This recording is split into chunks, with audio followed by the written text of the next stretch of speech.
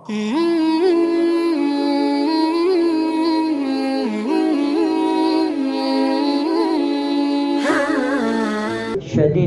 biyadi siyabi syadidu syawali sya'ri la yura alaihi asyarul syafa wa la ya'rifuhu minna haddun hatta jalasa ila nabi sallallahu alaihi wasallam fa'asnada ru'batayhi ila ru'batayhi wa wada'a kaffayhi ala fahiltayhi wa qala ya Muhammad ahbirni anil Islam wa qala Rasulullah sallallahu alaihi wasallam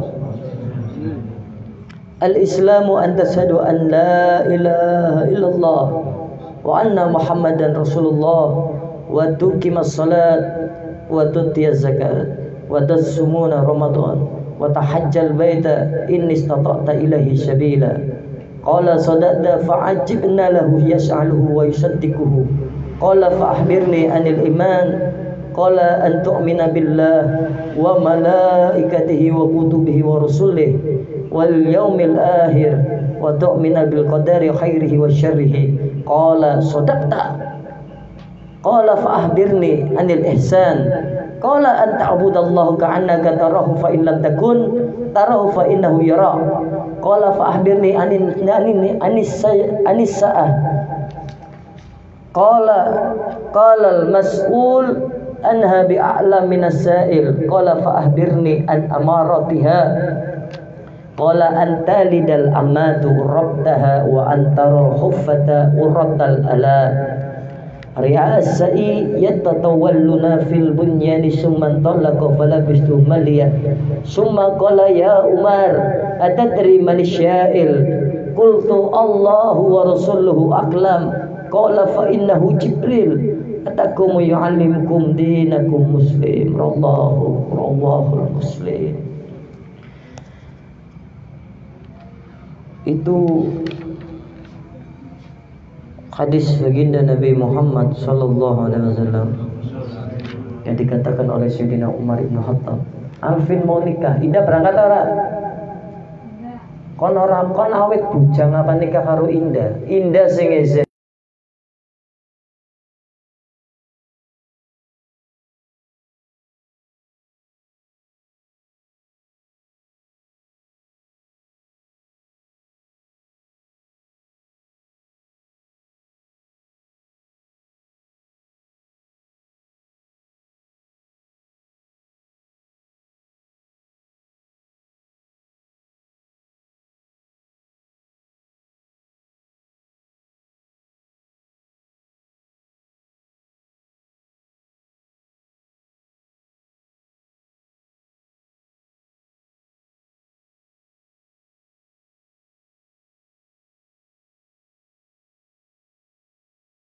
Tapi kalau sebelum nikah sudah nolak, bahkan masa bodoh lah hakikai. Alah wis ngena delengen sama anakku. Ruwet kono rete ngene. Ya, akeh wong lanang ruwet, mumet gara-gara wadon. Makanya mencari pendamping, ingat ini seorang perempuan atau laki-laki ya yang sepemikiran, sejalan, paham. Saya mau nikah, saya ingin memperbaiki agama saya ingin mencari pendamping laki-laki yang tahu agama, yang bisa memperbaiki agama saya ketika saya lalai, bisa mengingatkan. Dan kebalikannya seorang laki-laki kepada perempuan seperti itu. Saya suka ngaji, saya suka duduk sama ulama, saya mencari orang atau perempuan sama-sama seperti saya. Satu tujuan, satu jalan, satu pemikiran. Jangan berbeda, nanti belum nikah aja sudah berbeda, nanti kalau nikah bagaimana? Saya bertanya, ha? Mumet kok ndak sih? Alvin, orang ada kesempatan gue bisa didik pasangan ego. Nikah bukan masalah nafsu, bisa hubungan jima. Nikah bukan hanya untuk memperbanyak keturunan, bisa punya keturunan. Ingat, banyak orang laki-laki murtad gara-gara setelah menikah murtad. Ada orang yang sebelum menikah taat, masya Allah, suka ke masjid, suka ke musola, suka ke majelis. Setelah nikah, aduh, buru-buru ke masjid, ke musola, ke majelis. Alasannya apa? Istri saya hamil, anak saya nangis, istri saya nggak mau ditinggal, dan lain sebagainya. Ya, diingat itu. Perempuan cari pasangan laki-laki, laki-laki cari perempuan, itu harus sejalan sepemikiran. Nabi mengatakan agamanya dulu yang dicari, urusan yang lainnya nomor sekian. Sayyidina Umar ibn Khattab radhiyallahu anhu pada suatu hari baginda Nabi Muhammad SAW itu sedang duduk-duduk, tiba-tiba didatangin oleh seorang laki-laki tua, laki-laki yang mengenakan pakaian yang sangat putih dan rambutnya hitam sekali. Ya, baginda Nabi pada suatu hari sedang duduk-duduk. Ketika duduk-duduk bersama para sahabatnya, di antaranya ada Sayyidina Umar ibn Khattab yang duduk di sebelah beliau. Tiba-tiba ada seorang laki-laki tua yang rambutnya sangat hitam sekali, memakai pakaian yang sangat putih mendatangi Nabi. Dan tidak kelihatan pada dirinya bekas dari perjalanan jauh. Ini laki-laki tidak kelihatan kalau habis melakukan perjalanan jauh, bersih, rambutnya hitam sekali, pakaiannya sangat putih, bersih baunya. Sedang para sahabat itu tidak mengenal siapa laki-laki itu. Nah, kemudian laki-laki itu duduk di hadapan baginda Nabi Muhammad SAW sambil menyandarkan kedua lututnya ke lutut Nabi. Jadi lutut Nabi dengan lututnya laki-laki tersebut saling menempel. Nabi duduk seperti orang tahiyat. Dan orang yang mendatangi Nabi yang pakai pakaian sangat putih bersih seperti tidak dalam melakukan perjalanan jauh pun duduknya seperti Nabi, ditempelkan antara lutut kepada lutut. Lantas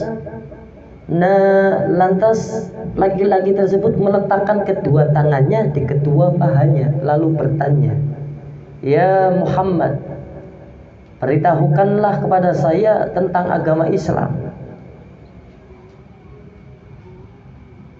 Rasulullah SAW menjawab, "Agama Islam itu adalah engkau harus bersaksi bahwa tidak ada Tuhan selain Allah dan Muhammad itu adalah utusan Allah, mendirikan salat, menunaikan zakat, berpuasa di bulan Ramadan, dan naik haji ke Baitullah jika engkau mampu pergi ke sana."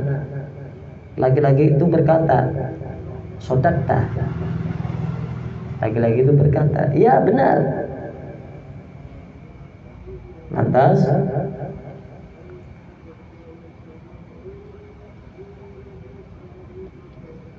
laki-laki itu berkata kembali kepada baginda Nabi, memberikan pertanyaan.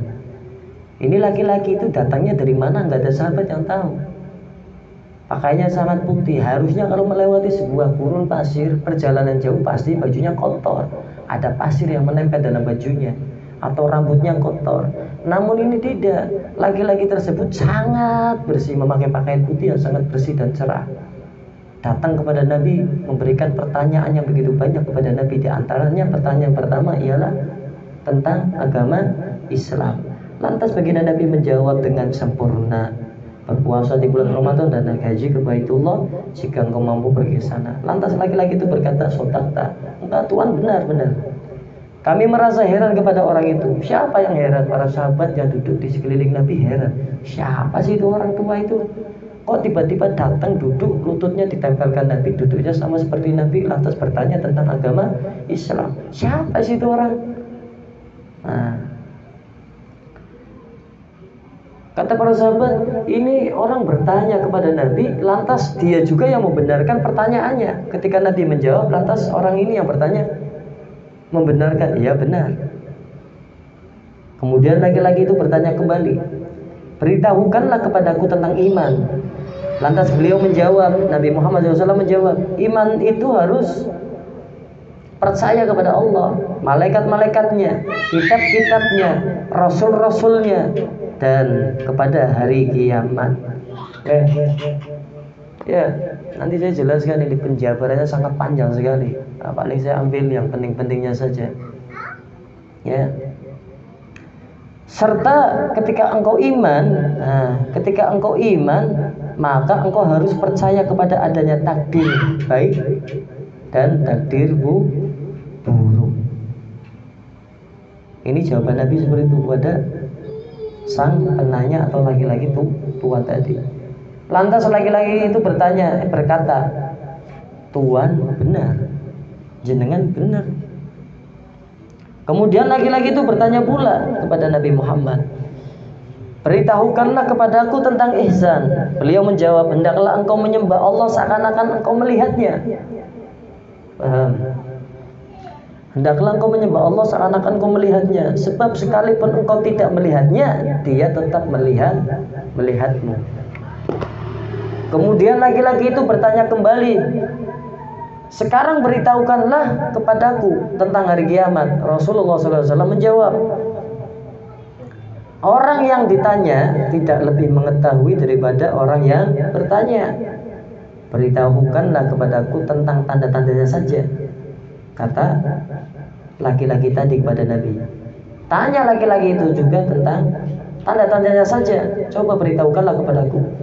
Lantas beliau Nabi Muhammad SAW menjawab, apabila ada seorang budak wanita melahirkan tuannya, dan apabila ada seorang yang asalnya hidup melarat, berpakaian compang-camping dan tanpa mengenakan alas kaki sebagai pengembala kambing, kemudian menjadi kaya raya hingga berlomba-lomba dalam membangun bangunan yang megah dan besar.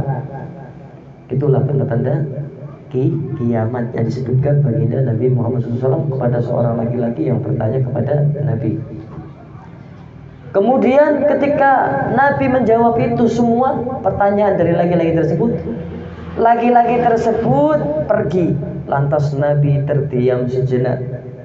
Lalu Nabi bertanya kepadaku, siapa? Kepadaku ini siapa? Kepada Sayyidina Umar ibn Khattab, karena Sayyidina Umar ibn Khattab itu duduk di sebelah Nabi.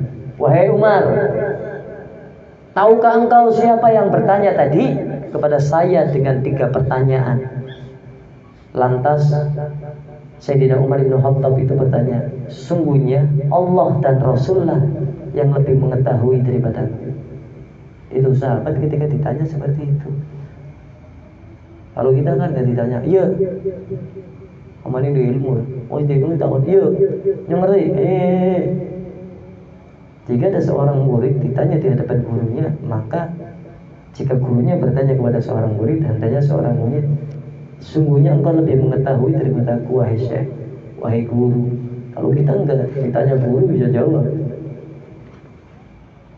Padahal Sayyidina Umar ditanya, apakah engkau mengetahui, wahai Umar, siapa laki-laki yang duduk di hadapanku dan memberikan pertanyaan yang banyak kepadaku?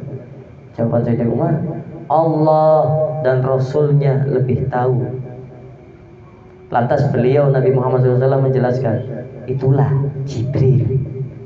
Itulah Jibril atau malaikat Jibril alaihissalam yang datang kepada kalian untuk mengajarkan agama kepada kalian. Dan hadis ini diriwayatkan oleh Imam Muslim. Jadi yang datang kepada baginda Nabi Muhammad SAW menjelma sebagai lelaki tua dan dilihat, disaksikan oleh para sahabat yang duduk di hadapan Nabi, bersimpuh di hadapan Nabi, duduknya sejajar dengan Nabi, kakinya sejajar dengan Nabi, tangannya diletakkan pahanya Nabi. Itu malaikat Jibril yang diperintahkan oleh Allah Subhanahu wa taala untuk mengajarkan agama kepada sahabat-sahabat baginda Nabi Muhammad sallallahu alaihi wasallam. Ya. Jadi malaikat Jibril alaihissalam itu menjelma, itulah malaikat Jibril menjelma menjadi manusia berpakaian putih yang sangat bagus, terus mengajarkan agama kepada para sahabat Nabi yang pada waktu itu duduk mengelilingi daripada baginda Nabi Muhammad SAW. Yang pertama tanya agama, ya, apa agama Islam? Maka Nabi singkatnya mengatakan puasa. Walaupun masih banyak ya yang dijawab Nabi, ya, sholat, naik haji, tapi saya akan membahas puasa. Nabi mengatakan puasa, itu banyak kan. Para sahabat melihat sosok malaikat yang menyerupai manusia, yaitu malaikat Jibril dalam keadaan nyata, yaitu ketika kisah itu terjadi. Sahabat Nabi pernah melihat malaikat? Pernah. Kapan? Nah itu tadi. Tapi malaikat Jibril menjelma menjadi sosok lelaki tua. Di antaranya tanya tentang agama Islam, yang dimana di dalam agama Islam itu ada puasa. Nah, malaikat Jibril datang kepada Nabi itu mengajarkan agama untuk siapa coba? Untuk para sahabat. Berarti untuk siapa kalau sekarang? Untuk kita. Ya. Untuk kita, di antaranya puasa Ramadan. Bayangkan itu, langsung turun malaikat Jibril terus mengajarkan agama untuk kita, tapi lewat para sahabat. Lantas lagi-lagi itu juga kan bertanya kepada Nabi tentang iman. Nah, Nabi menjawab, di antaranya jawaban Nabi banyak. Percaya kepada Allah, percaya kepada malaikat, percaya kepada kitabnya, percaya kepada rasul-rasulnya, terus percaya kepada hari akhir. Ini hadis nih, sebenarnya saya di otak itu banyak sekali mau tak jelaskan jenengan. Tapi saya lihat, wah, ini sudah jam 10 lebih 12 menit. Intinya ini kan kitab Majalisus atau kitab yang menjelaskan tentang hadis-hadis yang terdapat dalam hadis Arba'in Nawawi. Ya, hadis-hadis, kumpulan hadis kan ada dalam kitab Arba'in Nawawi. Kenapa Nabi ditanya tentang Islam oleh malaikat Jibril? Kenapa Nabi ditanya tentang iman? Ya, terus tentang ihsan. Benar. Ihsan itu yang menyangkut daripada rasa. Karena ada Islam, iman, ihsan. 3 itu pokok penting dalam kehidupan seorang mukmin. Kalau sudah Islam, itu berarti apapun yang menyangkut dengan Islam harus benar. Terutama yang Nabi Muhammad SAW tadi sampaikan ketika ditanya oleh malaikat Jibril dalam wujud lelaki tua. Sholatnya paham, zakatnya paham, naik hajinya jika mampu, terus puasanya, terus syahadatnya kepada Allah dan Rasulullah SAW. Itu harus benar itu, nggak bisa diganggu gugat, harus benar itu. Terus malaikat Jibril yang menyerupai laki-laki tua juga mengatakan, bertanya kepada Nabi tentang sudah Islam, setelah itu tanya tentang iman. Maka Nabi menjawab, jika engkau iman maka percaya kepada Allah dan Rasulnya. Jika engkau iman, percaya kepada para malaikatnya Allah.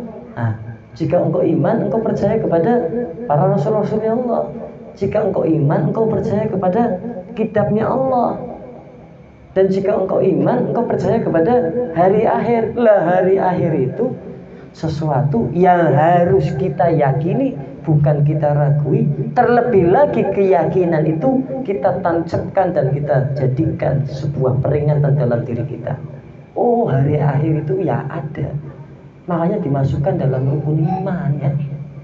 Lah dhewek akeh sing kaleng, Bro. Wis ngerti ono kiamat, wis ngerti ono hari akhir, namun hatine lalai. Kowe dhewek kowe. Ning lalai berarti apa? Durung dikategorikan kon iman, temenan.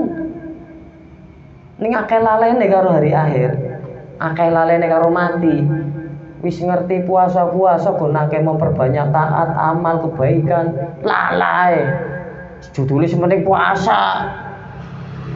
Kan umat apa-apaan kowe? Umat Nabi bukan seperti itu, Bro. Jumlahnya triliunan.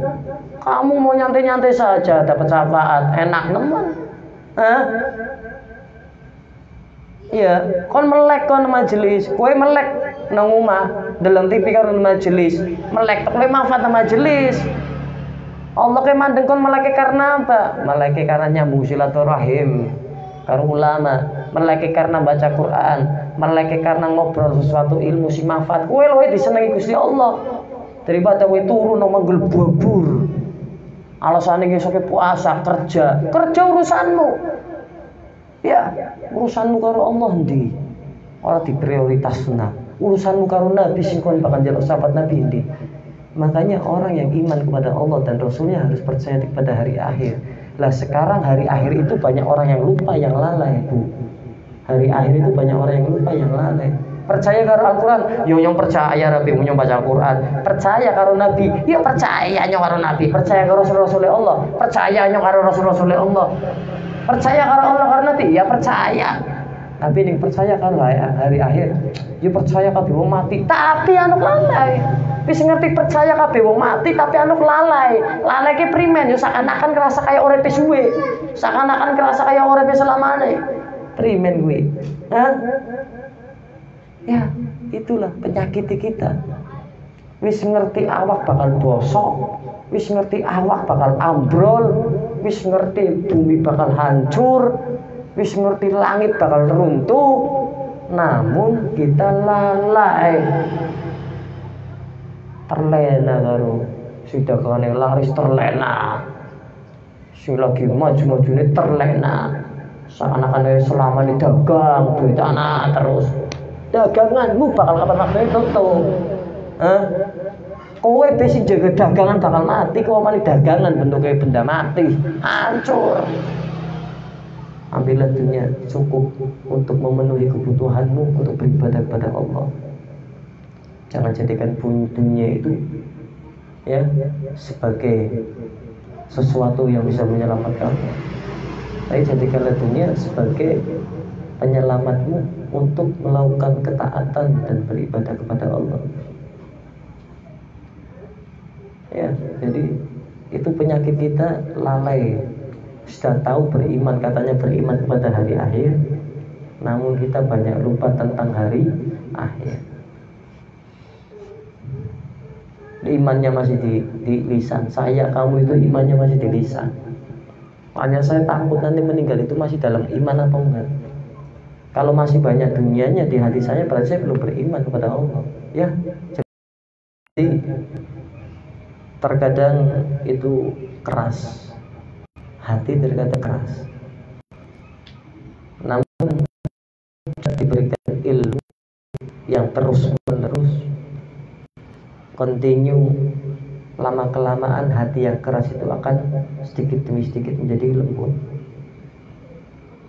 Seperti halnya batu kena tetesan air hujan setiap hari. Batu itu keras akan menjadi berlubang dan bisa menjadi hancur karena hanya sekedar tetesan air hujan. Sama halnya hati yang keras dalam hal nasihat, dalam hal ilmu, jika selalu diberikan nasihat, diingatkan terus, maka lambat laun akan menjadi lunak. Dan kebalikannya, orang yang menyampaikan ilmu dilihat bukan dari apa yang pembawaan apa yang disampaikan, karena sungguhnya ilmu itu letaknya ada dalam hati, bukan letaknya dari apa yang tersirat pada tubuh, seperti gerakan, seperti mata yang mencolok, seperti suara yang keras. Namun ilmu itu letaknya di hati. Jika ilmu yang disampaikan itu berasal dari hati, maka walaupun yang keluar secara zahir ataupun lahiriah kita sesuatu yang tampak menakutkan, namun akan menjadi kemanfaatan untuk yang mendengarkan. Namun jika ilmu itu yang keluar bukan dari hati, ya,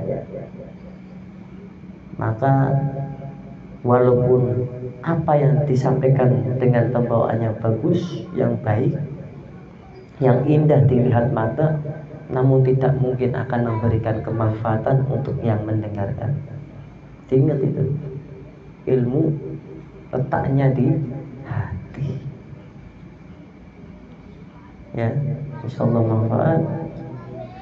Sekian itu yang bisa saya sampaikan. Terus berbenah diri di bulan Ramadan jika ingin menjadi orang yang istiqomah. Maka ini kesempatan di bulan Ramadan ini, perbaiki amal-amal akhirat. Perbaiki amal-amal akhirat. Wis, pengen perbaiki amal akhirat, aku yakin kok. Saya yakin insya Allah dunianya antum itu dimudahkan oleh Allah. Jangan takut. Allah itu memberi rezeki sama antum. Jangan takut. Orang mati saja diberi rezeki. Walaupun sebenarnya dalam hadis orang mati terputus rezekinya, namun rezeki tersebut dialihkan kepada keluarganya. Mati dikasih beras keluarganya, mati dikasih uang keluarganya, mati ada yang bayar kuburnya. Maka makamnya wali gimana itu? Sudah meninggal, keluarganya masih diberikan rezeki. Makam sunan-sunan itu bagaimana wali-wali? Sudah meninggal walinya, namun keluarganya masih diberikan rezeki. Apalagi kamu yang masih hidup, nggak mungkin Allah nggak beri kasih rezeki. Ya, insyaallah. Assalamualaikum warahmatullahi wabarakatuh.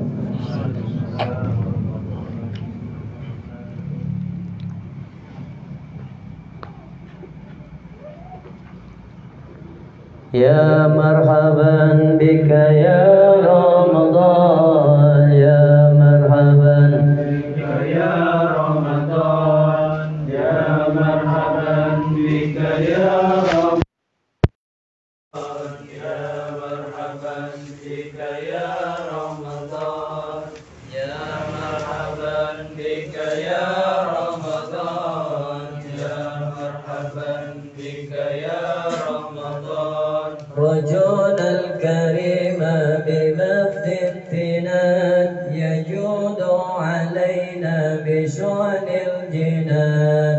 يا مرحبا بك يا رمضان، يا مرحبا بك يا رمضان، يا مرحبا بك يا رمضان، يا مرحبا بك يا رمضان. وشتر الغيوب وكشف الغطاء وحفر الذنوب بلا امتهان، ويجمعنا في ربوع الرضا ويحيي القلوب ويحيي الجنان.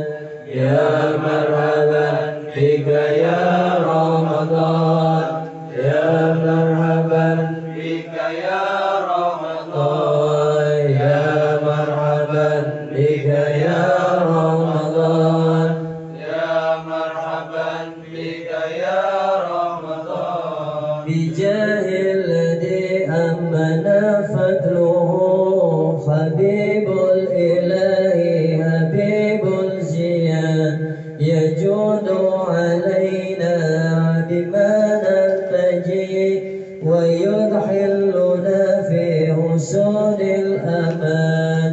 يا مرحبا بك يا رمضان، يا مرحبا بك يا رمضان، يا مرحبا بك يا رمضان، يا مرحبا بك يا رمضان. ويلبسنا من لباس التقى ويفادنا من سرور الزمان ويصرف عنا جميع العدا، ينادي المنادي لنا بالأمان.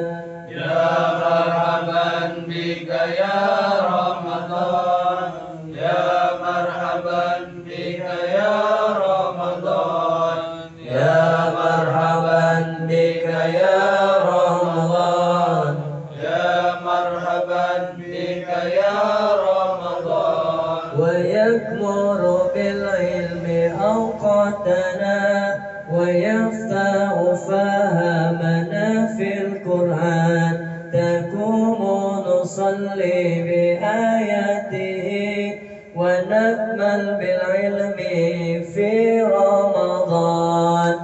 يا مرحبا بك يا رمضان، يا مرحبا بك يا رمضان، يا مرحبا بك يا رمضان، يا مرحبا بك يا رمضان. ندوق لدينا عبادته ونسقى صلافا خمر ديننا على المصطفى شفيع الورى خير إنس وجان.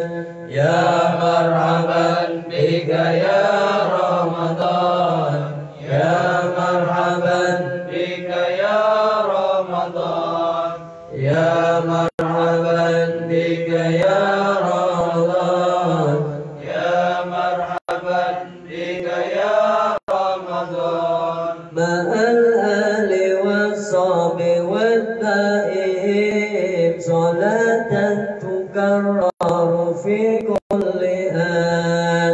يا مرحبا بك يا رمضان، يا مرحبا بك يا رمضان، يا مرحبا بك يا رمضان، يا مرحبا بك يا رمضان.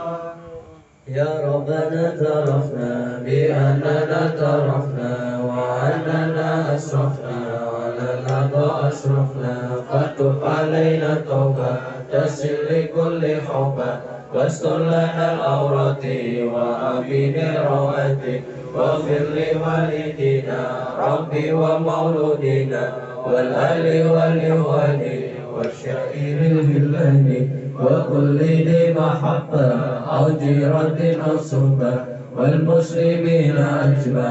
آمين ربي عصمة فضلا وجودا منا لا باحتساب منا بالمصطفى رسوله نحظى بكل سل.